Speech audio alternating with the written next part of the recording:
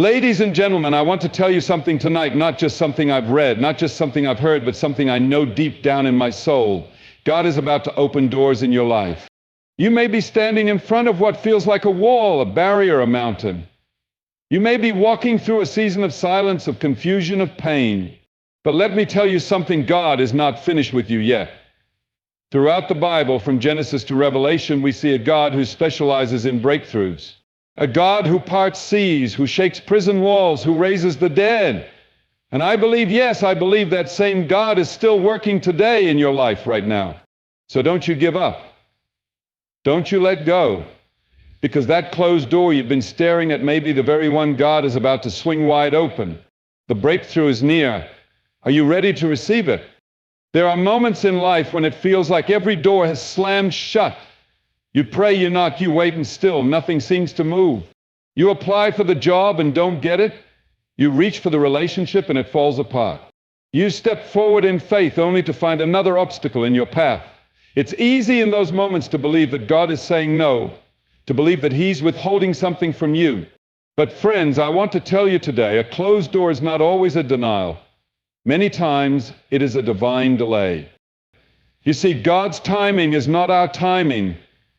His ways are not our ways. Just because the door hasn't opened yet doesn't mean it won't.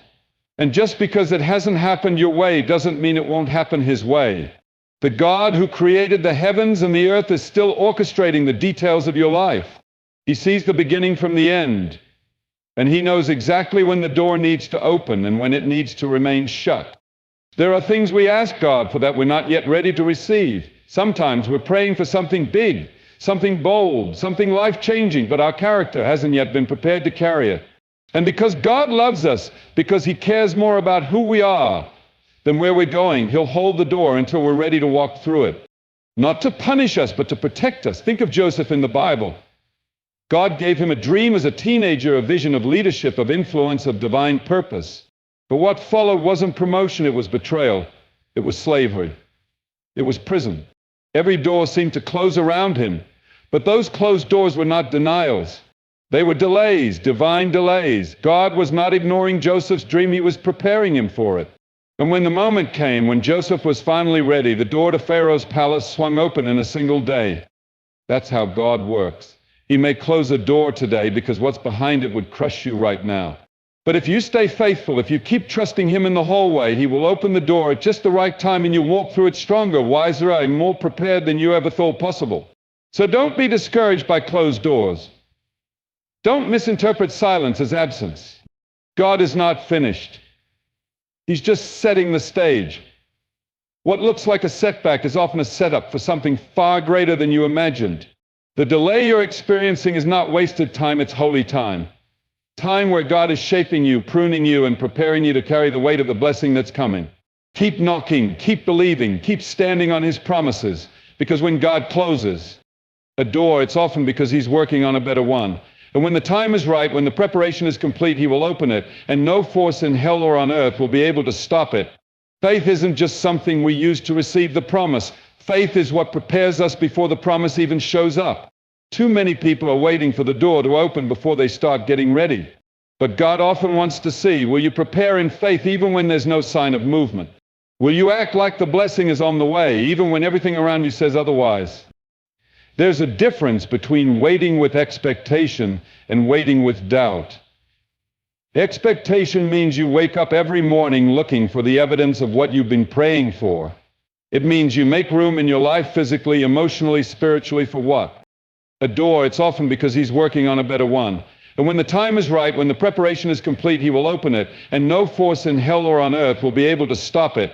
Faith isn't just something we use to receive the promise. Faith is what prepares us before the promise even shows up. Too many people are waiting for the door to open before they start getting ready. But God often wants to see, will you prepare in faith even when there's no sign of movement? Will you act like the blessing is on the way, even when everything around you says otherwise? There's a difference between waiting with expectation and waiting with doubt. Expectation means you wake up every morning looking for the evidence of what you've been praying for. It means you make room in your life physically, emotionally, spiritually for what? Waiting to see if we believe Him enough to act like it's already open. Do we trust Him enough to live in preparation? Or are we waiting for proof before we move? God honors those who walk by faith, not by sight. It's not about what your natural eyes can see, it's about what your spirit knows to be true. When a farmer plants seeds in the ground, he doesn't know exactly which day the harvest will come, but he waters the soil. He clears the weeds, he gets his tools ready, he prepares his barn. Why? Because he expects something to grow. You have to live your life the same way. You plant the seeds of obedience, prayer, and worship, and then you begin preparing because your harvest is on the way. That's what faith does. It builds the barn before the rain. It buys the oil before the jars are full. Even Jesus, before performing miracles, often tested people's faith in preparation. He told the servants to fill the jars with water before he turned it into wine. He told the man with the withered hand to stretch it out before it was healed. He told the blind man to go wash in the pool of Siloam before he could see. Each one had to take action before the breakthrough came. And your preparation is no different. It's a sign that you trust Him to do what He said He will do. Don't let doubt rob you of your preparation season. Don't wait for everything to look right before you start getting ready. What you do before they're open says everything about whether you're really ready to walk through it. Some doors aren't waiting on God, they're waiting on you. Waiting on you to step into position. Waiting on you to prepare in faith. Waiting on you to align your actions with your prayers. So keep building, keep planning, keep stretching. Because when God opens the door, and He will you want to be standing there, ready to walk through with confidence and courage, fully prepared for it, everything He's about to release into your life. One of the greatest truths we often overlook is that God uses brokenness as a setup for breakthrough. It's in the moments when we feel the weakest, the most shattered, the most empty, that God begins to move in the deepest ways. We pray for breakthroughs, but we often forget that before there was resurrection, there was a cross. Before the Red Sea split, the Israelites were trapped. And before the glory, there's often grief. God does not waste brokenness, He uses it. Some of you feel like your life is in pieces right now. You've experienced loss, betrayal, disappointment, or failure. It may feel like everything is falling apart, but what if everything is actually falling into place? God is a master builder. And like any builder, He often breaks down what's unstable in order to rebuild something uglier. What feels like a breaking point is often a turning point. In the hands of God, broken things don't stay broken. Think of the 5 loaves and 2 fish in the Gospels. Before Jesus multiplied them, He broke them. He took the bread, blessed it, broke it, and then it fed thousands. That miracle didn't happen in spite of the breaking, it happened because of it. The multiplication came after the breaking. And the same principle applies to your life. Sometimes God allows the breaking so He can release something greater through you. There are seasons when God will strip away everything you leaned on, your plan, your resources, even your relationships, not to destroy you, but to draw you closer to Him. When there's nothing left to hold on to, you learn to hold on to Him. And in that place of surrender, of total dependence, the soil is ready for breakthrough. Because God resists the proud, but gives grace to the humble. He lifts the brokenhearted. He heals the wounded soul. And He uses what the world throws away. Don't despise your broken season. Don't run from the pain or try to cover it up with distraction. Let God meet you in it. Let Him work through it. Sometimes our most powerful testimonies are born from our deepest wounds. What you think disqualifies you is often the very thing God will use to demonstrate His power. The world says you have to be perfect to be useful, but God says, give me the pieces and I'll make a masterpiece. Moses was broken when he ran from Egypt. Elijah was broken under a broom tree asking God to take his life. Peter was broken after denying Jesus 3 times. But look at what God did with each of them. He restored them, He strengthened them, and He used their brokenness to touch others. It wasn't their perfection that made them powerful, it was their surrender. Their willingness to trust God in their lowest moments. You might not see it right now, but your breakthrough could be hidden in this very moment of breaking. This is where pride is stripped away. This is where your motives are purified. This is where your heart is softened and your ears are tuned to His ear. It's not comfortable, but it's necessary. Because God is more concerned with what He's doing in you than what's happening around you. He will not take you to a place you are not prepared to handle. And brokenness is part of that preparation. So if you're walking through a season of brokenness, don't lose heart. Don't assume the door is closed forever. Sometimes God breaks what's in your hand so he can give you what's in his. And what he has for you is greater than anything you could ever imagine. There are many things in life that can get you close to a breakthrough talent, connections, timing, but nothing unlocks the doors of heaven like obedience. Obedience is the key that opens doors no man can shut. It's not always the most glamorous key, and it's not always easy to carry, but it is the one that turns the lock every time. You can pray, you can fast, you can declare and decree, but if you're not walking in obedience, you're standing at the threshold without the key in your hand. God doesn't require perfection from us, but he does require obedience, not delayed obedience, not partial obedience, but full obedience. And sometimes that obedience doesn't make sense to our human understanding. He may ask you to forgive someone who doesn't deserve it. He may call you to step out in faith when the bank account is empty. He may tell you to serve in silence when you're longing to be seen. But every act of obedience is a seed, and every seed brings a harvest in its time. Look through the scriptures, and you'll find that the greatest doors open when people obeyed God without hesitation. Abraham left everything he knew and obeyed God's call, and through him a nation was born. Joshua marched around Jericho not once, not twice, but 7 days in obedience, and the walls fell. Naaman dipped in the Jordan River 7 times, not because it made sense, but because it was what the prophet instructed, and his healing came through his obedience. God doesn't always explain before he instructs. He looks to see if you'll move before the miracle. Obedience positions you under the flow of God's favor. It's like standing under a waterfall. You don't create the water, but your obedience positions you to receive it. Some people live their whole lives standing just a few steps away from the outpouring simply because they won't take the step God asked of them. And often it's not the big commands that hold us back, it's the small ones. It's the nudge to spend time in the Word, the whisper to give when it doesn't feel convenient, the quiet prompting to walk away from something that's hindering your growth. We ask God for open doors, but are we prepared to obey when he asks us to walk through them? Sometimes the door doesn't open because we haven't moved when he said move. Obedience isn't just about saying yes to God, it's about saying no to everything that would pull you away from his voice. It's alignment, it's trust, it's surrender, and it's powerful. Even Jesus, the Son of God, modeled obedience. He said, "Not my will, but yours be done." He obeyed unto death, even death on a cross. And through that obedience, the greatest door in all of history was opened, the door to salvation for you and me. That's how much God honors obedience. You may be wondering why the breakthrough hasn't come yet, why the dream still seems delayed, why the promise still feels distant. Have you gone back to the last thing God asked you to do? Sometimes the next door won't open until you finish what he asked of you last. Your obedience today prepares the way for your breakthrough tomorrow. God is not trying to keep things from you, he's trying to grow things in you.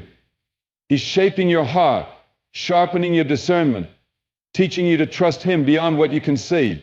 Because once the door opens, you'll need more than just excitement to walk through it. You'll need the maturity that only obedience builds. So don't hesitate, don't hold back. When God speaks, move. When he leads, follow. Because obedience is the key, and when you hold that key, you're not knocking on closed doors. You're walking into divine appointments prepared just for you. When God opens a door, no man, no devil, no system, no circumstance can shut it. What God ordains, no opposition can overturn. That's the confidence we carry as believers, not because of who we are, but because of who he is. When the Almighty speaks a word over your life, it doesn't matter who disagrees, who walks away, or who tries to block it. Heaven has already authorized it, and no earthly force can revoke what God has set in motion. You see, we spend too much time worrying about what people think, who supports us, who doubts us, who left us, who won't promote us. But people don't hold the keys to your destiny. God does. The door that he opens is not dependent on human approval. You don't need a committee's vote when the king has already declared, this is the way, walk in it. God doesn't consult your critics before blessing your life. Throughout the Bible, we see this truth unfold again and again. When God opened the Red Sea, Pharaoh and all his armies couldn't stop the Israelites from walking through on dry ground. When God opened the prison doors for Peter, all the guards in Jerusalem couldn't keep him locked up. When Jesus called Lazarus out of the grave, not even death itself could hold him back. And when the stone rolled away from that tomb on the 3rd day, it proved forever that nothing, not even hell, can stop the plan of God. We serve a God who opens supernatural doors, doors that don't make sense to the world, Doors that bypass qualifications, rewrite timelines, and override limitations. He specializes in the impossible. That's why you can't let what you see in the natural discourage your faith. Just because it looks closed doesn't mean it's locked. And even if it is locked, God doesn't need a key, He's the key. One word from Him can open what's been shut for years. One touch from heaven can shift everything in a moment.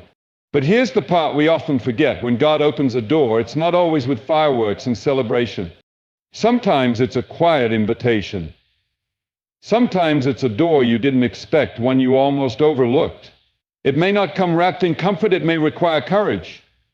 Open doors don't always mean easy paths, but they do mean divinely appointed paths.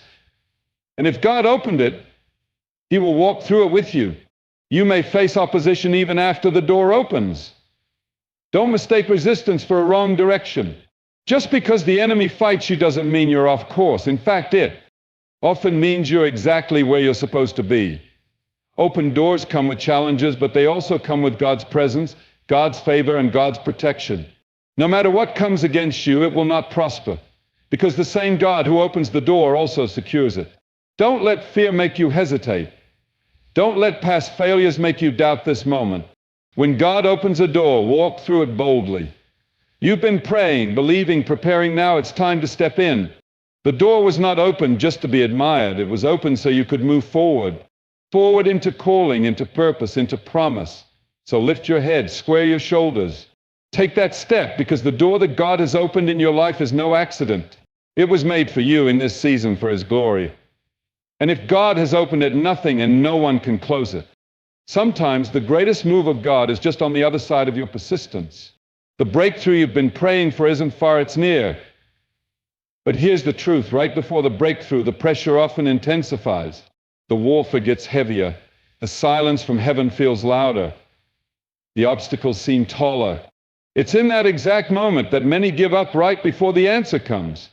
But you must understand, the enemy always fights hardest when he knows you're closest to what God has promised. There's a pattern in the kingdom. Before the water breaks, the labor pains get stronger. Before the walls fall, there's a final shout. Before the dawn, the night is at its darkest. And before the door swings open, you're often tested in your resolve. That's not the time to sit down, give up, or second-guess the promise. That's the time to dig your heels in and press forward in faith. Because when it feels like you've hit a wall, you may have actually hit a threshold, and next push is what takes you through. Think of Elijah on Mount Carmel. He prayed for rain once, twice, 5 times, nothing. But he didn't stop. On the 7th time, his servant came back with a report of a cloud the size of a man's hand. It was small, almost unnoticeable, but it was enough. That cloud became a downpour. But what if Elijah had stopped after the 6th prayer? What if he'd said, maybe this isn't God's will after all? He would have missed the move of God by one prayer. That's how close your breakthrough can be. There is a spiritual principle at work. Persistence pulls the promise from the unseen realm into the seen. It's not that God is reluctant, it's that He builds strength, trust, and character in the waiting. Your persistence is proof that you still believe. It declares, even when I see nothing, I know my God is working. Even when I feel weary, I trust His timing. Persistence says, I'm not letting go until the blessing comes. Don't be surprised if you feel spiritual fatigue in this season. Don't be discouraged if everything in you is tempted to settle, to retreat, to say, maybe this is all there is. That is confirmation that you're close. The pressure isn't a sign to quit, it's a signal to push. It's like a runner in the last stretch of the race. The muscles are burning. The lungs are gasping. But the finish line is in sight. You've come too far to stop now. God is not unjust to forget your labor, your prayers, your faithfulness in secret. He sees every tear, every sacrifice, every moment you chose to trust when it would have been easier to give in. And He is a rewarder of those who diligently seek Him. The door is about to open, not because you forced it, but because you remained, you stayed faithful, you held on, you refused to let your faith die in the dark. That's what distinguishes those who walk into breakthrough from those who walk away from it. Not strength, not status, not perfection, but persistence. Keep knocking, keep worshiping, keep believing when it doesn't make sense. Because in the blink of an eye, God can turn the page. One moment you're in the struggle. and the next you're standing in the promise. The shift can be sudden, the breakthrough can be swift, but the preparation is proven in the waiting. So don't retreat, don't waver. Don't grow weary in well-doing, you are closer than you think. Heaven is moving, the door is unlocking. The shift is near. All God asks is that you hold on for just a little longer and watch what He is about to do.